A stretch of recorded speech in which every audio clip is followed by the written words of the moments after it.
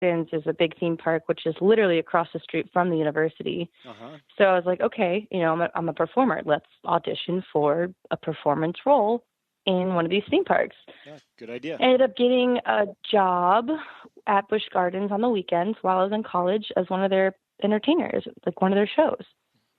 It was great. Everything was perfect until it was time to graduate, when my professor decided it would be a great idea to not tell me I needed all these classes, fail me because I wasn't attending one of his classes that wasn't even required in the syllabus, Mm-hmm. all because he didn't want to teach me anymore because he was upset that I was pursuing my career in music as a performer versus Wow. a teacher. Interesting. Very interesting. Yeah. So that's where it gets fun. Ended up graduating with, I don't even know what the degree would be called. It was supposed to be a bachelor's in performance. Uh-huh. And at that point, it was kind of, I had such a bad taste in my mouth for music. I just wanted to get the heck out of Florida. I just wanted to leave. I didn't want to deal with anyone from the state just, telling me like, oh, well, you can't be a performer, or you can't do this, or you can't do that. Like, you're not good enough. It's like, all right, bye. And then come to find out that I had a bunch of friends from high school who were doing film and TV and wanting to be directors and producers and whatnot, who had all just recently moved out to Los Angeles. Uh-huh. So I had tried my handle on some acting, took some classes, and I was like, all right, you know what? I'm done. Let's do this. Let's try something else that has to do with creativity and performance. And that's where the story continues. I moved out to LA. So you hit the Drove road from across the country. Florida, all the way from Florida to LA. Yeah, my mom and I got in a car. It was the day after Halloween. And so coming up on, I guess it would be Thursday, would be my anniversary of LA. Yeah. And then we just drove across the country, and I found a little sublet from a girl I didn't know. That was a nightmare. And for the first year, I just tried to make it work, and no regrets. Just went on a limb and saved up some money before I left, and I just went because I needed something else. I needed to do something bigger than what I was doing. I needed to show these people that told me I couldn't do it that I could. Yeah. And I land on it. So 2 questions. I went. I know people have these 2 questions.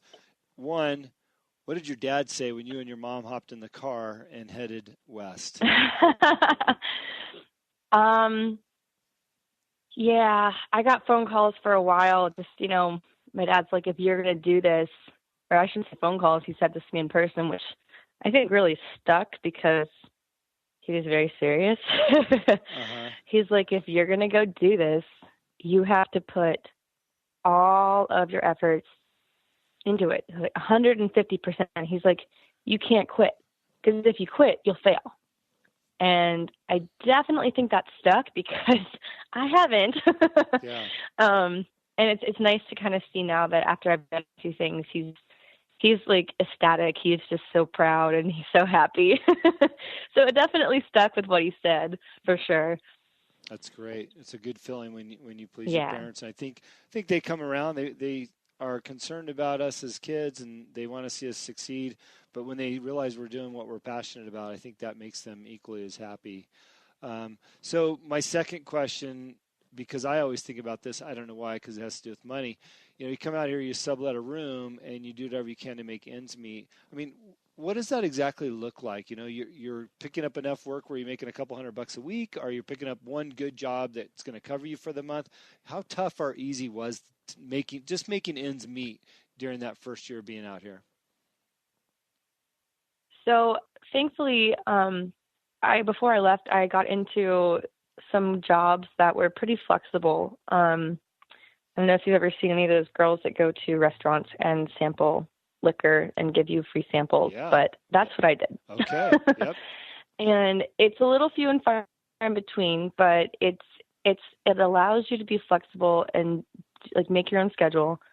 And luckily, a lot of the companies that I worked for were nationwide, so you can kind of pick up jobs wherever you are. Okay. Which was awesome. So I was able to use the companies that I was working for in Florida out in LA, and then, through social media and Facebook groups, like, you network and you find other people doing the same things, and they're like, oh, well, I've got this job. And so through the grapevine and honestly mostly social media, because that's where you really find a lot of the work, I was able to, do these jobs and be able to make enough money where I was able to pay my rent, and then, take a few days off to go, focus on what I was doing, go up, find auditions, try to find agents, try to like network with people here in LA, figure out like how this works. Mm-hmm. And I did, but it took a while. I call it the, what do I call it? I call this it's a game. I call acting and music and the entertainment industry a game, and it's basically how well you play the game. So I had to figure out how to play the game. Well, good for you. You figured out a way to make ends meet. So what comes next for you? You're out here. You've been out here for a year. You're subletting. You're making ends meet. Where do we go from there?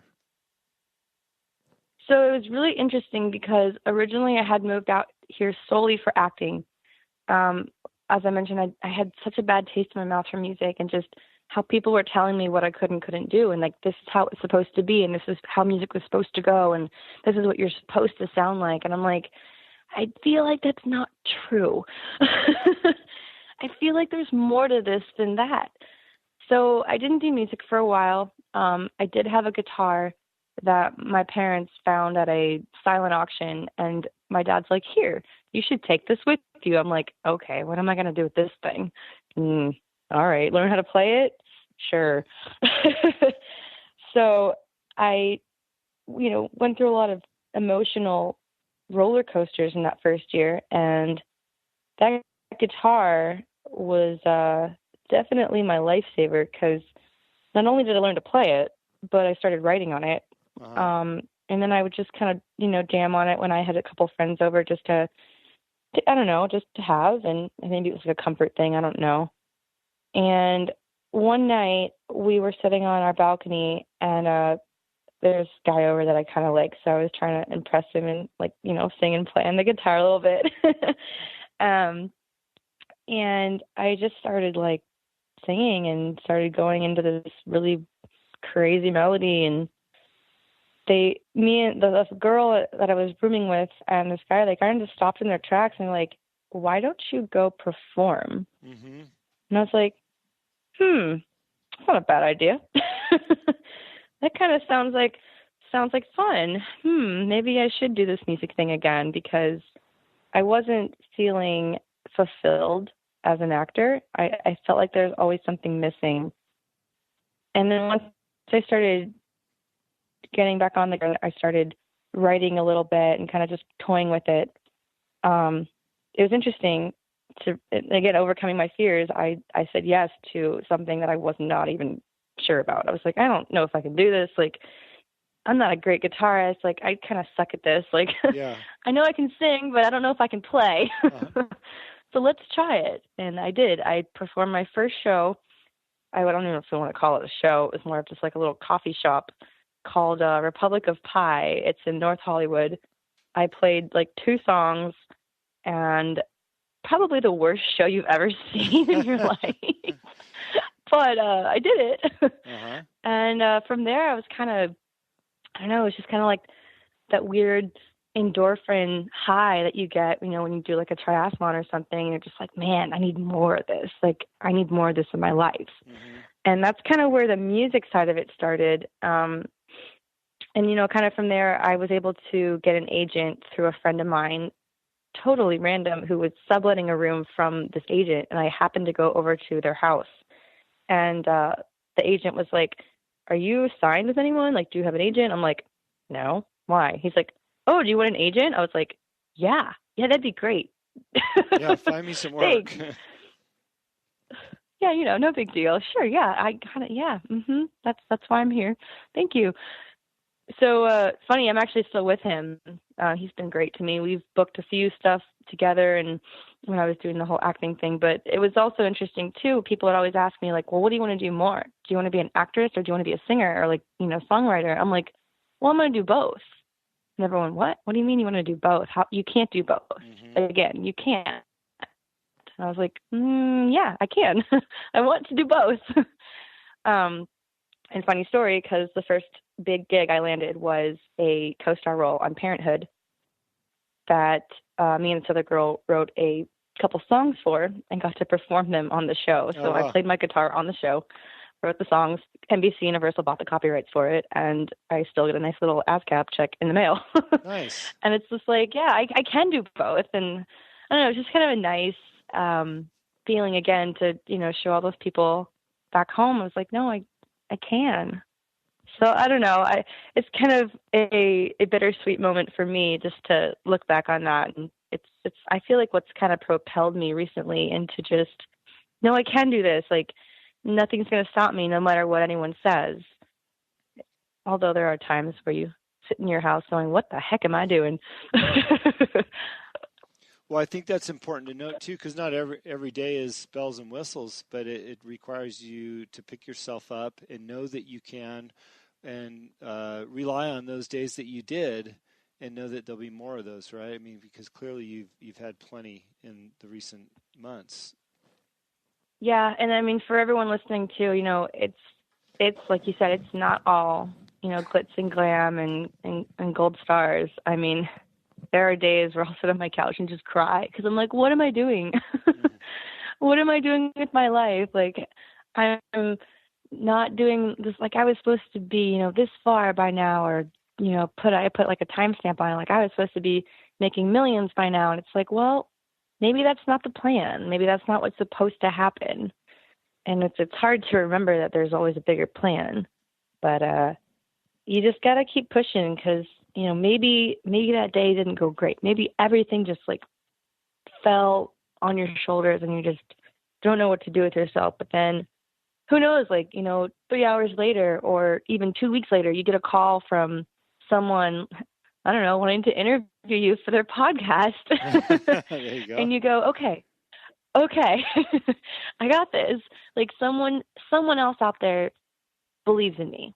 So if they do, why don't I? Like I have to, like someone else believes in me. Or if you get a comment on Facebook or Instagram that says, wow, like your music's great, or wow, I love your like style, or just something positive.